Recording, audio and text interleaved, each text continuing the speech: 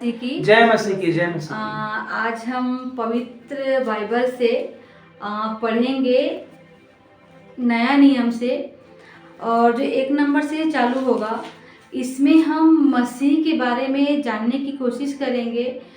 जैसे मैंने बताया ना कि मैं बहुत पापों में डूबी हुई थी, पर जैसे जैसे इस जीवित कलाम को मैं पढ़ने लगी, इसका वचन मेरे हृदय में कार्य करने लगा। तो मैं इसको पढ़ूंगी, आपको सिखाने की कोशिश करूंगी, और मैं जानती हूँ कि जो मैं कहूँगी वो मेरे मुंह से ना पवित्र आत्मा ज़्यादा अच्छे से समझाए आपके, अब आपके हृदय में कार्य करे, ताकि एक एक गूढ़ रहस्य को समझ पाओ।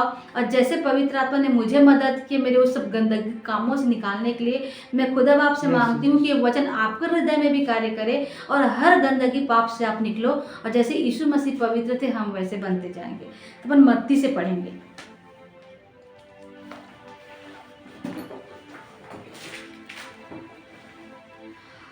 जैसा हम पढ़ते हैं मत्ती 1 के, उसमें लिखा है यीशु मसीह की वंशावली। तो ये थोड़ा डीप है, पर मैं पढ़ के समझाने की कोशिश करूंगी। जैसे ऐसे लिखा है, इब्राहिम की संतान, दाऊद की संतान, यीशु मसीह की वंशावली। मतलब ऐसा कहा गया कि जो यीशु मसीह जो पैदा हुए, तो उसमें जो अपन पुराने नियम में पढ़ेंगे तो परमेश्वर ने सबसे पहले बुलाया था इब्राहिम को, तो इब्राहिम के वंश में ही यीशु मसीह पैदा हुए। तो ऐसा उसका धीरे धीरे, इसके कैसे ज़्यादा डीप बताने के लिए मुझे पुराना नियम में से बताना पड़ेगा, तो मैं कोशिश करूँगी कि धीरे धीरे बता सकूँ तो आपको अच्छे से समझ सके। तो पहले में ये लिखा है कि इब्राहिम की संतान, दाऊद की संतान, यीशु मसीह की वंशावली। इब्राहिम से इसहाक उत्पन्न हुआ, इसहाक से याकूब उत्पन्न हुआ, याकूब से यहूदा, यहूदा के भाई उत्पन्न हुए। मतलब इसका कहना ऐसा है कि खुदा बाप ने जब बुलाया था इब्राहिम को, तो इब्राहिम जब 100 साल का हुआ करता था, तब खुदा बाप ने उनको वादा किया था परमेश्वर ने कि मैं तुम्हें एक पुत्र दूंगा, और वो पुत्र हुआ है 100 साल में। उस पुत्र का नाम रहता है इसहाक। इसहाक की शादी होती है रेबिका से, और उसका पुत्र होता है एसाव याकूब। पर यहाँ पे वर्णन हम याकूब से करेंगे कि याकूब के वंश में यीशु मसीह पैदा हुए, और याकूब से पैदा हुए यहूदा, और उसके कुछ भाई पैदा हुए। उसके बाद तीसरे वचन में ऐसा लिखा है कि यहूदा से फिरिस, और यहूदा और तमार से जोरा उत्पन्न हुए, और फिरिस से हिस्रोन उत्पन्न हुआ, और हिस्रोन से एराम उत्पन्न हुआ। ये उनकी ही जस्ट वंशावली के लिए ही बताया गया है। 4 में ऐसा लिखा है कि एराम से अमीनादाबाद उत्पन्न हुआ, फिर अमीनादाब से नहशोन से सलमोन उत्पन्न हुआ, सलमोन से रहाब से बोअज उत्पन्न हुआ, और बोअज और रूत से ओबेद उत्पन्न हुआ, और ओबेद से ईशा उत्पन्न हुआ। मतलब ये जस्ट यीशु मसीह की पैदा होने की ही हिस्ट्री बता रही है, तो उसको हम जस्ट समझेंगे धीरे धीरे। उसके बाद है ईशै से दाऊद उत्पन्न हुआ, और दाऊद से सुलेमान से स्त्री से उत्पन्न हुआ जो पहले उरिया की पत्नी थी। ऐसा दिखा है कि जब दाऊद राजा हुआ करते थे, तो उन्होंने एक उरिया नाम का पुरुष था, उसकी स्त्री को उन्होंने नहाते वक्त देखा था, तो उसको बुला के उसके पति को ज़बरदस्ती उसमें भेजा, क्या बोलते हैं अपने, तो लड़ाई करने के लिए जा, और उसके साथ उन्होंने व्यभिचार किया, मतलब गलत संबंध किया। तो एक बात मैं आपको ये कहना चाहूँगी कि जैसे मैं बताऊँगी तो आपको लगेगा कि बाइबल में ये गलत है, पर बाइबल बहुत पवित्र पुस्तक, उसमें किसी भी चीज़ को नहीं छुपाया, क्योंकि हमारा परमेश्वर पवित्र है और हर किसी की गलती को उसने एक्सप्लेन किया है। इसलिए इसमें जिसने भी पाप किया उसका वर्णन है, क्योंकि उसी पाप को मिटाने के लिए यीशु मसीह आए जो हमारे क्रूस पे कुर्बान हो गए थे। उसके बाद है 8 में लिखा है, सुलेमान से रहबाम उत्पन्न हुआ, रहबाम से अबिय्याह उत्पन्न हुआ, अबिय्याह से आशा उत्पन्न हुआ, आशा से यहोशापात उत्पन्न हुआ, यहोशापात से योराम उत्पन्न हुआ, योराम से उज्जियाह उत्पन्न हुआ, उज्जियाह से योतान उत्पन्न हुआ, योतान से आहाज उत्पन्न हुआ, और आहाज से हिजकिय्याह उत्पन्न हुआ। ये मैं जितनी बता रही पुराने नियम के राजाओं की कहानी है, उसके बाद में यीशु मसीह उत्पन्न हुए हैं। फिर हिजकिय्याह से मनश्शे उत्पन्न हुआ, मनश्शे से आमोन और योशिय्याह उत्पन्न हुआ, और बंदी होकर बाबुल जाने के समय योशिय्याह ने यकुन्याह उसके भाई उत्पन्न हुए। बंदी होकर बाबुल पहुँचाए जाने के बाद यकुन्याह ने शलतियेल उत्पन्न हुआ, और शलतियेल से जरुब्बाबिल उत्पन्न हुआ, और जरुब्बाबिल से अबीहूद उत्पन्न हुआ, अबीहूद से इल्याकीम उत्पन्न हुआ, इल्याकीम से अजोर उत्पन्न हुआ और अजोर से सदोक उत्पन्न हुआ, सदोक से अखीम उत्पन्न हुआ और अखीम से इलीहूद उत्पन्न हुआ, इलीहूद से एलियाजर उत्पन्न हुआ, एलियाजर से मत्तान उत्पन्न हुआ और मत्तान से याकूब उत्पन्न हुआ और याकूब से यूसुफ उत्पन्न हुआ जो मरियम का पति था, जिससे यीशु जो मसीह कहलाता है उत्पन्न हुआ।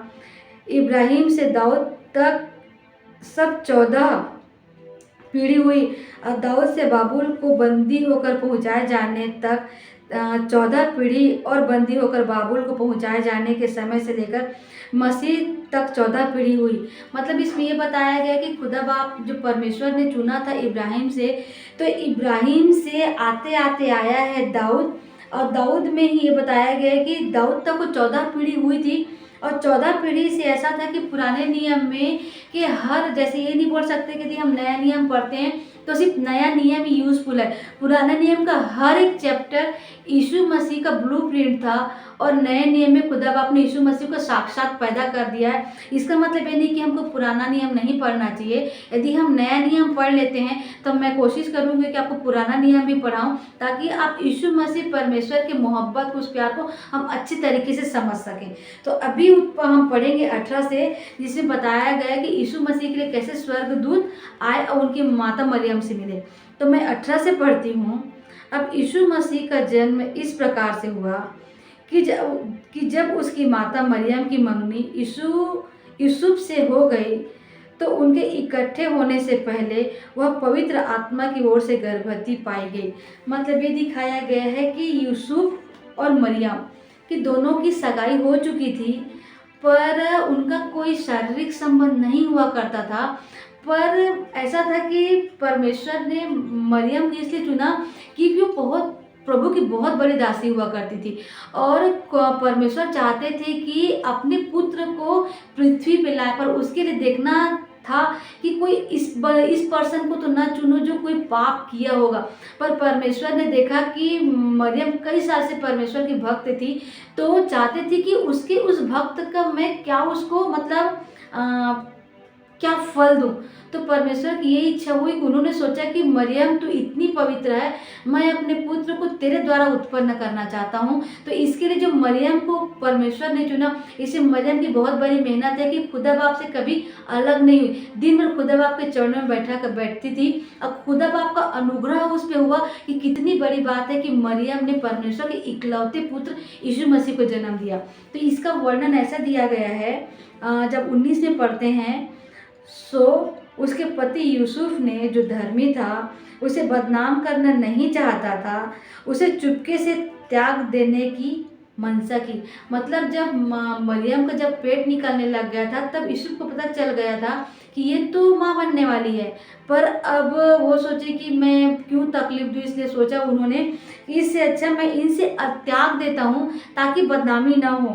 पर 20 में ऐसा लिखा है कि जब वह इन बातों के सोच में था तो प्रभु का स्वर्गदूत उसे स्वप्न में दिखाई देकर कहने लगा, हे यूसुफ, दाऊद की संतान, तू अपनी पत्नी मरियम को अपने यहाँ ले आने से मत डर, क्योंकि जो उसके गर्भ में है वह पवित्र आत्मा की ओर से है। वह पुत्र जनेगी तो उसका नाम यीशु रखना, क्योंकि वह अपने लोगों का उनके पापों से उद्धार करेगा। यह सब कुछ इसलिए हुआ कि जो वचन भविष्यवक्ता द्वारा कहा गया था वह पूरा हो। और वो भविष्यवक्ता जो थे यशायाह ने ऐसा वर्णन किया था कि देखो, एक कुंवारी गर्भवती होगी, एक पुत्र जनेगी, उसका नाम इमानुएल रखा जाएगा, जिसका अर्थ है परमेश्वर हमारे साथ।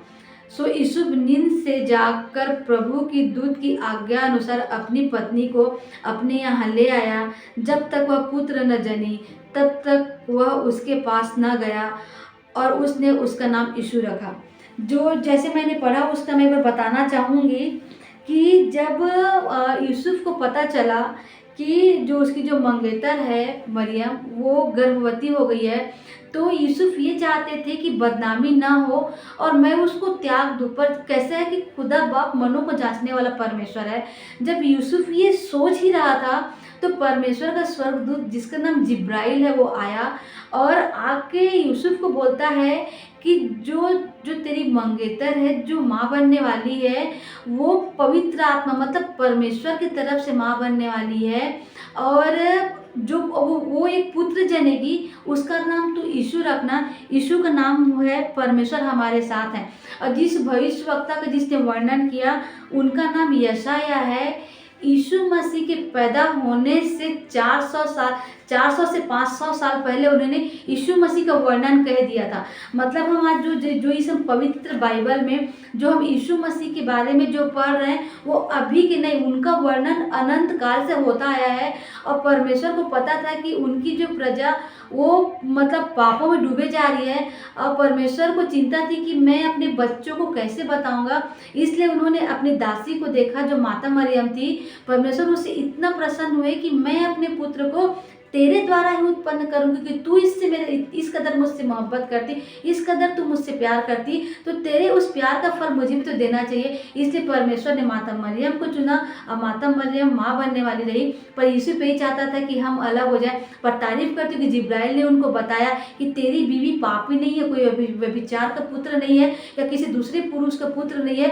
वो पुत्र बहुत पवित्र है, वो परमेश्वर की ओर से होने वाला है। यहाँ पे एक यीशु मसीह के नाम का वर्णन भी ये दिया गया, क्या बोला गया कि वह पुत्र जनेगी तो उसका नाम यीशु रखना, क्योंकि वह अपने लोगों का उनके पापों से उद्धार करेगा।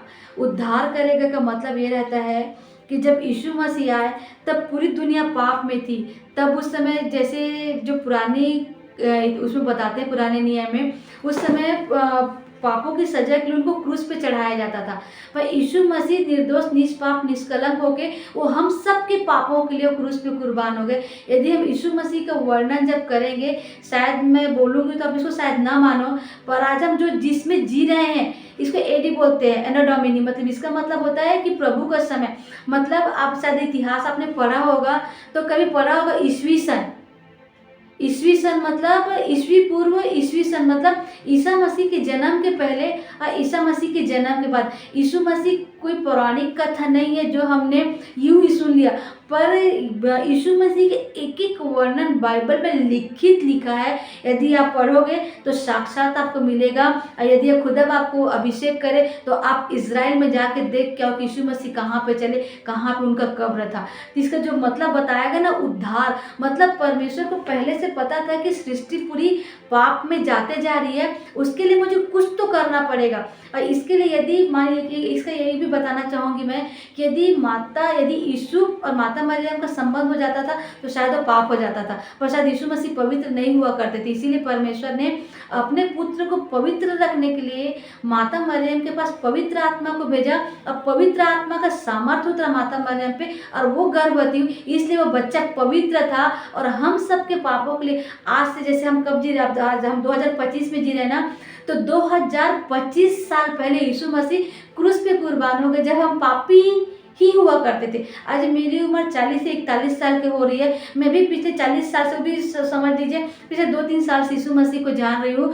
पर इस सृष्टि मतलब जो हम गिनते हैं जो 2025, तो 2025 साल पहले यीशु मसीह हमारे लिए क्रूस पे कुर्बान हो गए, जब हम पापी हुआ करते थे। आज धन्यवाद देती हूँ कि जो उनके जो दास थे, जो क्या बोलते हैं अपना, जो चेले हुआ करते थे, यीशु मसीह के टोटल 12 चेले हुए थे, उसमें से एक ने तो उनको पकड़वाया, पर बाकी 11 चेलों ने जो लिखा है, जो यीशु मसीह से जो जिंदगी जी उसका जो लिखा है, तो आज उस कैनन नाम का एक लिखा, आज हम कुछ बाइबल के थ्रू पढ़ सकते हैं। कल को ऐसा नहीं हुआ करता था, कल होता था कि तुमको वचन याद रहे। तो मैं परमेश्वर का धन्यवाद करती हूँ कि उन्होंने एक बाइबल लिखित बना के दिया कि आज हम एक एक जीवित कलाम को पढ़ सकते हैं। और इससे पहले जो मैंने समझाया था कि हमको उनको आमीन कहना है, क्योंकि ये लिखा हुआ चेक हमारे पास रखा है, ये तब तक नहीं होगा जब तक इसमें मैं अपना साइन नहीं करूँगी। और मेरा साइन यही है कि इस वचन को पढ़ के मैं आमीन कहूँ, तो खुदा बाप ने जो लिखा उसको मुझे कहना है कि ऐसा ही हो, मतलब वो पूरा हो चुका है। तो इसका मतलब यही तक यही बताया गया कि वो पुत्र पैदा हो, उसका नाम था परमेश्वर हमारे साथ है। और इसमें ऐसा ही बताया कि जब तक यीशु मसीह पैदा नहीं हुए तब तक यीशु अपनी पत्नी के पास नहीं गया, मतलब यीशु मसीह पवित्र